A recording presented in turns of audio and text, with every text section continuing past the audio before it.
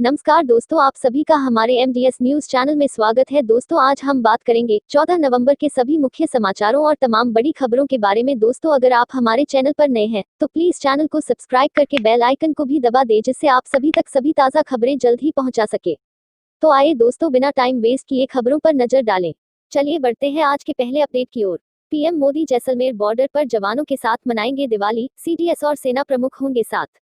हर बार की तरह इस बार भी सुरक्षा बलों के साथ दिवाली मनाने की अपनी परंपरा को जारी रखते हुए प्रधानमंत्री नरेंद्र मोदी जैसलमेर में सीमा चौकी पर जवानों के साथ रहेंगे। सीमा क्षेत्र में उनकी यात्रा महत्वपूर्ण होगी, क्योंकि भारत लगातार पाकिस्तान प्रायोजित आतंकवाद के खिलाफ लड़ रहा है और वास्तविक नियंत्रण रेखा एलएसी के साथ क्षेत्रीय अखंडता को बदलने के चीन के प्रयास को विफल किया है। पीएम नरेंद्र मोदी के साथ इस विशेष अवसर पर chief of defence staff Bipin Rawat और थल सेना प्रमुख हेमम नरवाने भी शामिल होंगे। पीएम मोदी हर साल दिवाली का त्योहार देश की रक्षा में तैनात सेना के जवानों के साथ मनाते हैं। प्रधानमंत्री मोदी ने इससे पहले जम्मू कश्मीर और उत्तराखंड सहित अन्य स्थानों पर सेना के जवानों के बीच दिवाली मनाई थी। इस विशेष अवसर पर प्रधानमंत्री मोदी सैनिकों से बात करते हैं और उन्हें अपने हाथों से मिठाई खिलाते हैं। पीएम मोदी ने 2019 में एक जोरदार भाषण में कहा, हमारे देश का विभाजन हो गया, लाखों लोग मारे गए और शरणार्थी बन गए, लेकिन हमारे पास उनके पाकिस्तान खिलाफ कोई दुर्भावना नहीं है। लेकिन उन्होंने जम्मू कश्मीर पर कब्जा करने की साजिश रची। प्रधानमंत्री ने कहा कि बहादुर सैनिकों ने अपनी योजनाओं को नाकाम कर दिया और आज हमें भारत के हिस्से के रूप में गर्व है। वे इसके कुछ हिस्से पर कब्जा करने में कामयाब रहे, उन्होंने इसे अवैध रूप से कब्जा कर लिया है, यह अभी भी हमें चुभता है। इसी बीच एक बड़ी खबर सामने आई है। ओबामा ने राहुल को बताया नर्वस, तो बोली कांग्रेस, कुछ बैठकों में किसी का आकलन करना कठिन। अमेरिका के पूर्व राष्ट्रपति बराक ओबामा ने संस्मरण ए प्रॉमिस्ड लैंड नाम की एक किताब लिखी है। इस किताब में उन्होंने अपने कुछ अनुभवों के साथ भारतीय कांग्रेस के नेता राहुल गांधी और पूर्व प्रधानमंत्री मनमोहन सिंह का भी जिक्र किया गया है। किताब में ओबामा ने राहुल की घबराए हुए और अंगड़ छात्र से तुलना की। ओबामा की तुलना पर कांग्रेस का बयान सामने आया है। पार्टी का कहना है कि कुछ बैठकों में किसी का आकलन करना कठिन है। कांग्रेस के महासचिव तारिक अनवर ने शुक्रवार को कहा, अमेरिकी राष्ट्रपति के रूप में बराक ओबामा ने राहुल गांधी से शायद 8-10 साल पहले ही मुलाकात की होगी। कुछ बैठकों में किसी का आकलन करना कठिन है।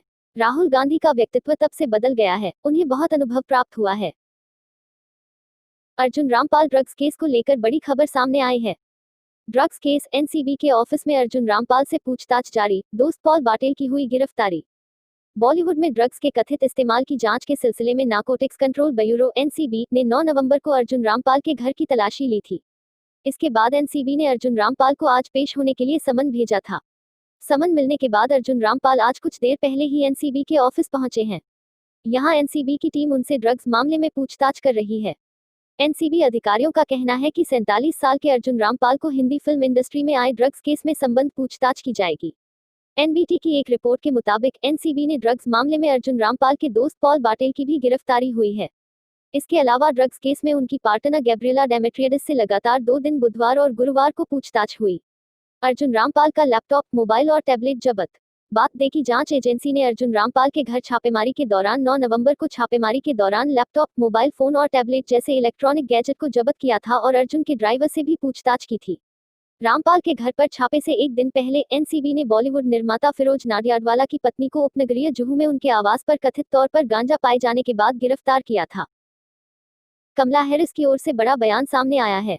कमला हैरिस ने बताया, अमेरिका के संकट, कहा बिडेन और मैं काम करने के लिए तैयार। अमेरिका के 46वें राष्ट्रपति बनने जा रहे जो बिडेन और उपराष्ट्रपति कमला हैरिस काम करने के लिए तैयार हैं। अमेरिकियों को नई सरकार से काफी उम्मीदें हैं और इन्हें पूरा करने के लिए जो बिडेन और कमला हैरिस काफी उत्साह दिखा रहे हैं। कमला हैरिस ने ट्वीट किया, हमारा देश कई संकटों का सामना कर रहा है, एक वैश्विक महामारी, एक मंदी, प्रणालीगत नस्लवाद और जलवायु संकट। जो बिडेन और मैं अपनी आस्तीन ऊपर चढ़ाकर काम करने के लिए तैयार हैं। अमेरिकियों को दिया आश्वासन। कमला ने अमेरिकियों को आश्वासन दिया है कि उन्हें टैक्स में छूट दी जाएगी। हैरिस ने बुधवार को ट्वीट किया, राष्ट्रपति बाइडेन कॉरपोरेशन बनाएंगे और अमीर वर्ग के लोग अपना शेयर उसमें देंगे, लेकिन सालाना $4 लाख कमाने वालों को एक पैसे का भुगतान करने को नहीं कहा जाएगा। इससे पहले हैरिस व उनके पति डगलस एमहॉफ वाशिंगटन के एक बेकरी की दुकान के पास रुके थे। हैरिस ने कहा कि ऐसी दुकानें राष्ट्र के दिग्गजों, सैन्य परिवारों और देखभाल करने वालों को सशक्त बनाती हैं। उन्होंने ट्वीट कर कहा, उन सबों के प्रति मैं आभारी हूं जो हमारे समुदाय के दिग्गजों को अपना समर्थन देते हैं। पीएम मोदी को लेकर बड़ी खबर सामने आई है। पीएम मोदी ने आयुर्वेद संस्थानों का किया उद्घाटन, कहा आयुर्वेद भारत की विरासत, इसके विस्तार में पूरी मानवता की भलाई। प्रधानमंत्री नरेंद्र मोदी ने आज 5वें आयुर्वेदिक दिवस के अवसर पर जामनगर और जयपुर में आयुर्वेद संस्थान का वीडियो कॉन्फ्रेंसिंग के माध्यम से उद्घाटन किया। इन संस्थानों से 21वीं सदी में आयुर्वेद की प्रगति और विकास में पूरी दुनिया में नेतृत्वकारी भूमिका निभाने की उम्मीद की जाती है। इस मौके पर पीएम मोदी ने कहा कि आयुर्वेद भारत की विरासत है जिसके विस्तार में पूरी मानवता की भलाई समाई हुई है।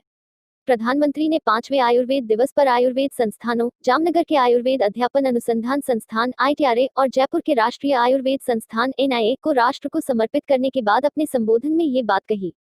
आयुर्वेद के विस्तार में पूरी मानवता की भलाई। प्रधानमंत्री ने कहा, आयुर्वेद भारत की एक विरासत है जिसके विस्तार में पूरी मानवता की भलाई है। यह देखकर किस भारतीय को खुशी नहीं होगी कि हमारा पारंपरिक ज्ञान अब अन्य देशों को भी समृद्ध कर रहा है। आज ब्राजील की राष्ट्रीय नीति में आयुर्वेद शामिल है।